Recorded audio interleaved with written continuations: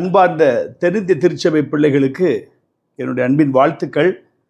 இப்பொழுது நான் இருப்பது கோவை மாநகரில் இருக்கிறேன்.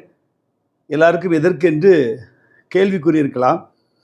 பிரின்ஸ் கால்வின் என்கின்ற ஒரு போதகர் சிறையில் இருக்கின்ற ஒரு ஆயுள் கைதியுடைய மனைவியை தனக்கு சட்டவிரோதமாக பேராயர் தீமோத்தே ரவீந்தருடைய உந்துதலின் பேரில் ஒரே நாளில் 3 அறிக்கை வாசிக்க செய்து அவர் திருச்சபை மக்களுடைய எதிர்ப்பை மீறி திருமணத்தை செய்திருக்கிறார்.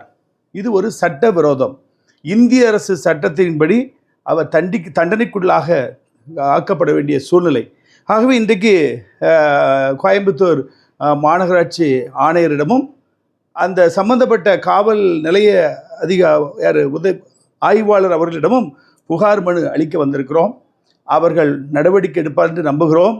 அப்படி நடவடிக்கை எடுக்கவில்லை என்றாலும் நீதிமன்றத்தின் மூலம் எஃப்ஐஆர் பதிவு செய்யப்பட்டு அவர்கள் கைது செய்யப்படுவார். இது மாத்திரமல்ல, அவர்களுக்கு உறுதுணையாக இருந்த, அதாவது கூட்டு சதி என்று சொல்வார்கள் 120B, அது யாரெல்லாம் என்று சொன்னால், இப்பொழுது மாடரேட்டராக செயல்படக்கூடிய இன்சார்ஜாக இருக்கக்கூடிய ரூபன் மார்க், அவர் தான் இப்பொழுது மாடரேட்டர் இன்சார்ஜ்.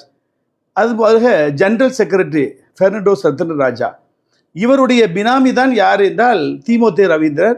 இவர் தூத்துக்குடி பேராயரை சஸ்பெண்ட் செய்து இவரை அங்கு இன்சார்ஜாக வைத்து இவருடைய கைப்பாவையாக நிகர் பிரின்ஸ் கிப்சன் லே செக்ரட்டரி இயக்கி அங்கு மெகா ஊழல் நடந்து கொண்டிருக்கிறது. தீமோத்தே பேராயருக்கு வேண்டிய சேலத்தைச் சேர்ந்த கோயம்புத்தூரை சேர்ந்தவர்களுக்கெல்லாம் அங்குள்ள கல்லூரியில் அரசு பணி நியமனம் வழங்கப்பட்டிருக்கிறது. பெரிய ஊழல் நடந்து கொண்டிருக்கிறது. ஆகவே இவர்தான் இந்த திருச்சபையும் கேடுக்கு நடத்தி, அந்த தூத்துக்குடி நன்றாய் நடந்து கொண்ட திருச்சபையும் கேடுக்குள்ளாக நடத்தியிருக்கிறார். ஆகவே இதில் இவர்கள் எல்லாரும் சிறைக்கு தள்ளப்படுவார்கள். அது மாத்திரமல்ல, பேராயரின் உந்துதலால் ஒரு போதகர் அவர் என்ன செய்திருக்கிறார், ரிச்சர்ட் போதகர் என்ன செய்திருக்கிறார், அறிக்கை வாசித்திருக்கிறார். ஆகவே அவர் என்ன செய்யலாம், நீதிமன்றத்தில் நான் அப்ரூவர் ஆகிறேன் என்று சொல்லி அவர் விலகி செல்லலாம். அவர் ஒருவேளை தண்டிக்கப்படாமல் தண்டனையிலிருந்து தப்பித்துக் கொள்ளலாம். ஆனால் திருமணம் செய்து வைத்த டேவிட் பர்னபாஸ் ரெவரண்ட் அவர்களும் தண்டிக்கப்படுவார்கள், சிறைக்கு தள்ளப்படுவார்கள். இப்பொழுது நாங்கள் புறப்பட்டு காவல் நிலையத்திற்கு புகார் அளிக்க செல்கிறோம்.